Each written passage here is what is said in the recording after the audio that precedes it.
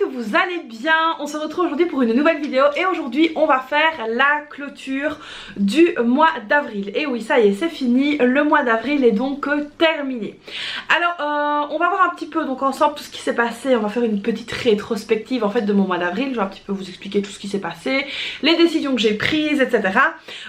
Donc on va tout de suite commencer par l'essentiel. On va se pencher sur le bureau. On va déjà voir ce qui reste dans mon portefeuille. Honnêtement il reste pas grand chose, il y a de la petite monnaie, ça je sais, donc on va faire ça ensemble tout de suite. On va donc regarder ça et puis on se retrouvera pour faire du papotage. Allez, c'est parti, let's go, on se penche sur le bureau. Donc là c'est bon, on a mon portefeuille, on a le classeur mensuel. Alors dans le classeur mensuel, il ne restait rien je pense. Je pense que tout était vidé. On va quand même refaire un petit tour au cas où, mais je pense que oui, que tout était vide. Alors évidemment c'est sûr que ça fait pas super plaisir hein, quand on voit que tout est vide. On préférait qu'il y ait encore des sous, mais il y en a plus. Mais donc voilà, on va dire que le budget a été respecté. Alors ça c'est aussi hyper important hein, quand on fait son bilan du mois, c'est de voir que le budget a été respecté et non dépassé. Donc ça je voulais aussi bien appuyer sur cette tendance là, parce que c'est vrai que beaucoup de personnes disent tiens il n'y a plus rien, mais oh là là c'est grave, quelle catastrophe. Mais non, justement ça montre aussi que on a respecté son budget, donc ça c'est pas mal. Alors ici je vais juste revérifier qu'il n'y a plus de monnaie dedans. Non, là il n'y en a plus, ici non plus. J'ai de fait un petit ticket de chez Action parce que, ah si, regardez, oh là là, trop contente, hop là, un petit billet de 5 €, donc ça c'est pas mal. Petit ticket de chez Action, je suis allée chez Action, je vais vous expliquer le pourquoi du comment. Donc là le portefeuille est vide, donc vous voyez, belle surprise, je retrouve 5 € dans mon portefeuille qui était un petit peu caché. Donc voilà, ça c'est pas mal. On va donc pouvoir le mettre dans le défi de 5 €. Ça va y aller tout de suite d'ailleurs. Ici, épicerie beauté, il n'y a plus rien. Comme vous pouvez le voir, je suis allée refaire mes ongles. Donc ça, c'est fait. Et donc le reste là est vide. Alors 5 €, c'est très bien, c'était pas du tout prévu. Je les avais tout simplement zappés. Donc voilà. Alors on va venir vider ma petite bourse comme ceci. Et je vais vous expliquer aussi un petit peu l'utilisation de cette petite bourse. Parce que c'est vrai que j'ai reçu pas mal de questions en privé concernant ce petit porte-monnaie. Donc je vais vous expliquer à quoi il me sert, etc.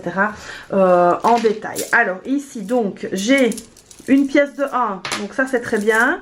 Et le reste ça va dans la petite tirelire.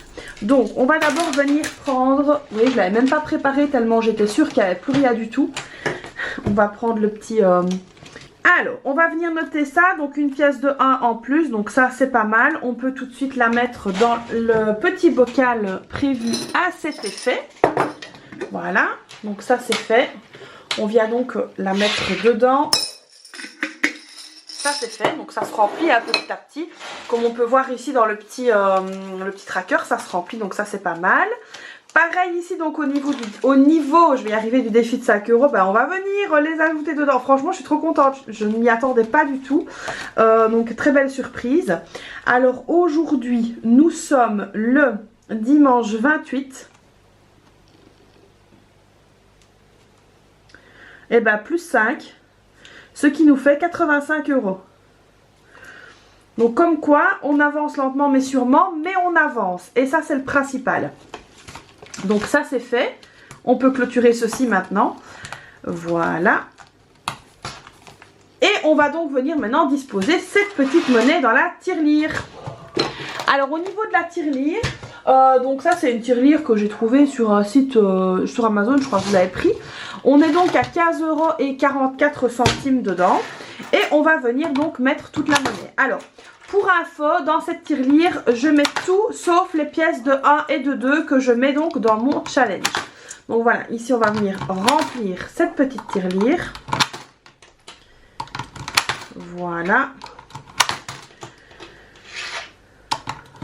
Donc c'est pas mal. Alors ça augmente quand même assez vite hein, au final.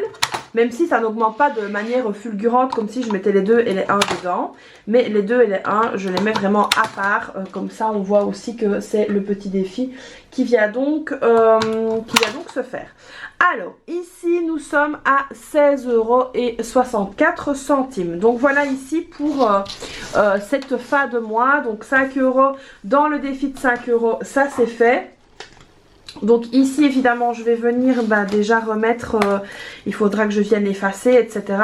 Les enveloppes, hein, remettre tout ça au propre. Donc voilà, grosse partie à faire avant le début du mois. Donc voilà, ça c'est fait, défi de 5 €, je vais la mettre devant. Et ça c'est fait, c'est bon. Maintenant on va donc pouvoir attendre le remplissage tout simplement. Et donc ici tout est vide. Alors c'est vrai que je reçois quand même pas mal de demandes concernant ma petite bourse ici, qui est très jolie d'ailleurs, que j'adore. Je vais tout de suite vous expliquer son fonctionnement face caméra, ce sera plus agréable. Donc, explication de cette petite bourse. Alors dans cette petite bourse, ce qu'il faut donc savoir, c'est que j'y mets en fait toute la monnaie que je récupère, toute enveloppe confondue. Pourquoi je fais ça? Parce qu'en fait de base ça faisait des petites bosses dans mon portefeuille et je trouvais pas ça joli. Et puis en fait je me suis dit comme je vais à la boulangerie etc, j'ai plus facile de payer là en monnaie. Et donc du coup c'est comme ça que je fais quand je dois acheter le pain ou des petites choses comme ça. Je prends directement dans le petit porte-monnaie. Donc il y en a qui vont se dire oui mais il y a certaines catégories du coup qui sont un peu déséquilibrées, mais au final c'est pas grave parce que moi je m'y retrouve très bien comme ça. Et ça a fonctionné pas mal durant tout ce mois. Alors vous avez été aussi nombreux à me demander un retour sur ma nouvelle organisation concernant mon budget course, à savoir une partie en drive, une partie d'enveloppe pour tout ce qui est produits d'épicerie, la ferme etc, et une partie pour la boucherie. Et honnêtement c'est pas mal du tout. Alors là c'est vrai que je trouve que depuis quelques semaines on ressent encore de plus en plus l'inflation, mais bon après c'est mon avis à moi. Pour la boucherie je trouve que c'est vraiment top. J'ai vraiment pu acheter ma viande etc. Alors ce qui est bien aussi c'est que là maintenant où je vais chercher ma viande, c'est qu'il y a un comptoir pour la viande et on paye la viande. Et puis si vous voulez des légumes, produits d'épicerie etc, c'est une autre caisse. Donc ça c'est pas mal, du coup je peux respecter mes 2 enveloppes sans problème, sans être gênée de devoir mélanger etc, ouvrir mon portefeuille, enfin voilà bref. Et donc ça j'aime vraiment beaucoup. Alors j'ai pu aussi faire quand même des petites réserves de viande, donc là il me reste encore quelques petits sachets dans le congélateur, mais c'est sûr que je peux donc du coup mieux voir par rapport aux promotions qu'il y a dans cette boucherie, ce que je peux donc me permettre d'acheter ou pas. Alors je vous ai fait des petites photos que je vous avais postées sur Instagram, j'avais fait une story je pense, où je vous montrais les petites promos. Alors là je sais que il y a une promo pour l'instant sur le hachis, il y a des promos sur le poulet, enfin voilà il y a vraiment des promos sur un peu tout.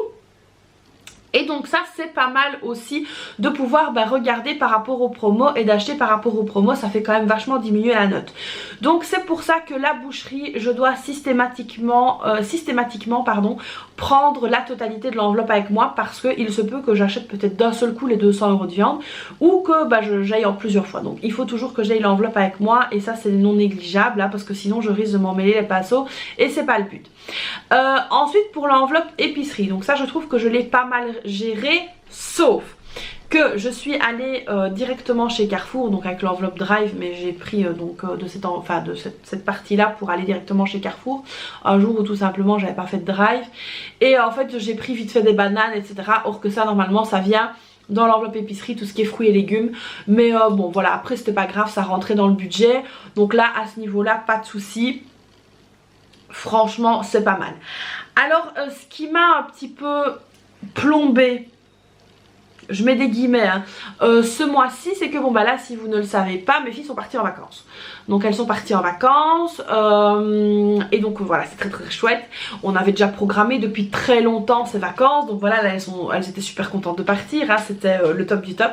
Mais c'est vrai que pour qu'elles partent en vacances, on a quand même dû faire face à certaines petites dépenses, notamment ici le petit ticket action que vous avez vu. Donc j'en ai pas eu pour grand chose, j'en ai eu pour 35,52 €, donc c'est vraiment pas énorme. En fait qu'est-ce que j'ai acheté là-bas? J'ai acheté des chaussettes, j'ai acheté 2 draps de plage, Qu'est-ce que j'ai acheté encore? Oui, j'ai acheté des petits cadeaux, mais bon, ça on ne va pas dire ce que c'est ici. J'ai repris des papiers mouchoirs. Enfin voilà, j'ai pris certaines petites choses qu'il fallait pour le départ. Ça, j'ai payé bien évidemment avec ma carte bancaire parce que je n'avais plus de budget au niveau du divers. Mais j'avais pour le faire parce qu'on a moins dépensé en essence et donc du coup je pouvais me permettre de le faire.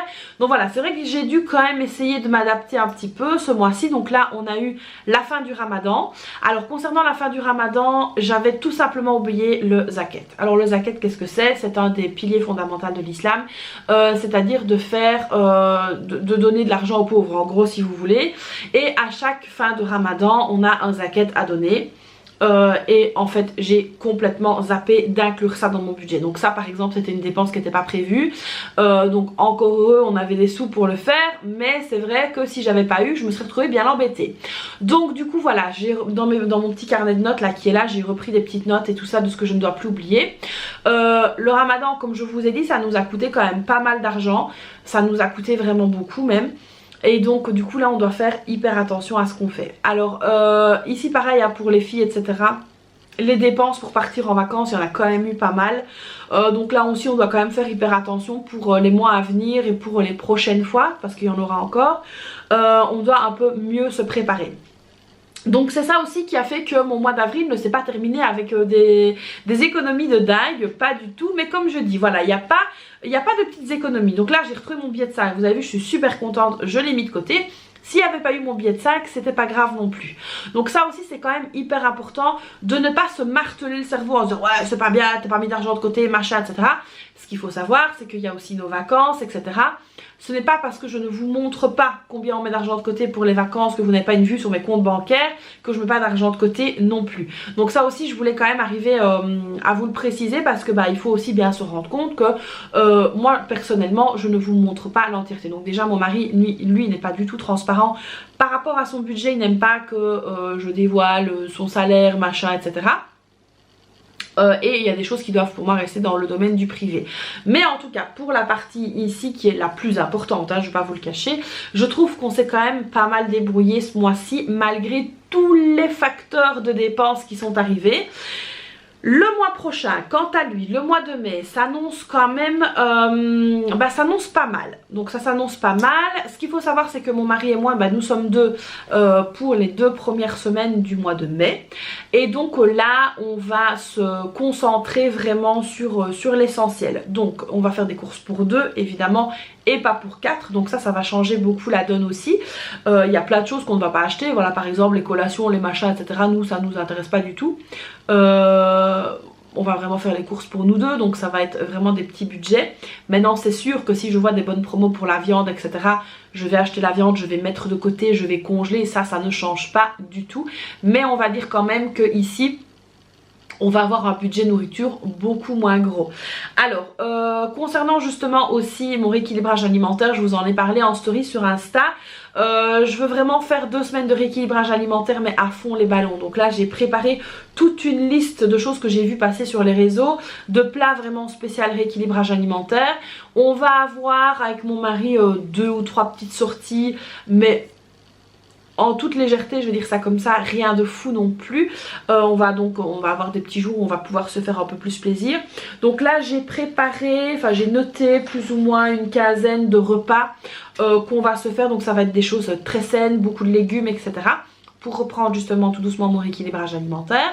Et justement qu'au mois de mai on essaye vraiment de respecter à fond le budget course. Donc là c'est vraiment un objectif qu'on a, c'est que notre budget course ne parte pas encore dans des extrêmes.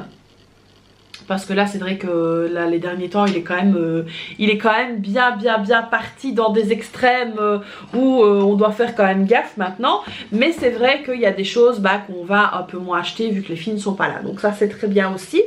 Quoi d'autre? Évidemment on prépare les vacances, ça vous le savez, on va partir en vacances donc évidemment ça se prépare. On a pas mal aussi d'argent à mettre de côté pour les vacances. Donc là on a le but qui est donc bien défini, donc c'est beaucoup plus facile. Et dernière petite chose, alors concernant ce mois d'avril, ça a été un peu chaud franchement je vous l'avoue, parce que voilà j'ai eu le problème avec la panne de l'adoucisseur. Donc ça c'est ce qui m'a fait aussi sortir mon fond de secours, et j'avais pas forcément envie de le sortir, mais j'ai préféré le faire et c'est une décision que je ne regrette pas. même si ça m'embête un petit peu. Mais au moins voilà, c'est fait, c'est payé, je dois pas me tracasser avec ça. Hop, charge mentale, on essaye de l'évacuer au maximum. Et donc on va devoir se reconstituer un petit fonds de secours. On va y aller mollo piano, mais on va essayer d'y arriver quand même assez vite, même si on garde quand même à l'idée qu'on a notre objectif de partir en vacances. Alors donc évidemment chacun fait comme il a envie, fait comme il peut faire, et il n'y a pas de mauvais jugement ou quoi que ce soit à apporter à cela. Voilà tout. Alors on parlera dans une prochaine vidéo de mes objectifs personnels pour le mois de mai. Je pense que ça pourrait aussi motiver beaucoup de monde à essayer de voir un petit peu les objectifs des autres personnes, que ça pourrait aussi être pas mal. J'ai pas mal d'objectifs que j'aimerais réaliser durant ce mois de mai. J'espère que ça vous plaira tout simplement. Donc voilà tout. Sinon j'espère que vous, votre budget s'est bien porté, que vous êtes bien arrivé à respecter votre budget, etc. Je voulais aussi, ah oui, avant que je ne coupe cette vidéo, revenir sur mes ongles. Alors c'est vrai que j'ai reçu des petits commentaires de personnes me disant mais tu dis que tu as dû pomper dans ton fond de secours pour l'adoucisseur, mais tu as dû faire tes ongles. Alors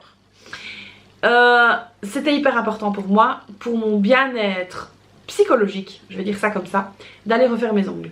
Alors ça peut paraître tout bête, mais le fait de prendre soin de moi me redonne confiance en moi. Je sais qu'il y en a qui vont me comprendre, il y en a qui vont pas me comprendre, mais c'est pas grave. Et donc du coup c'était quelque chose que je ne voulais pas repousser, c'est quelque chose que je ne voulais pas annuler. Et du coup je continuerai à aller faire mes ongles, j'en ai besoin, voilà, c'est comme ça. Bon, je fume pas, je bois pas, je sors pas, il y a plein de choses que je ne fais pas. Mais ça voilà, j'ai besoin pour me sentir bien d'aller refaire mes ongles, et je trouve que c'est hyper important de prendre soin de soi pour pouvoir prendre soin des autres. Donc ça je l'ai déjà dit, mais je le dis et je le répète, c'est pour moi hyper important.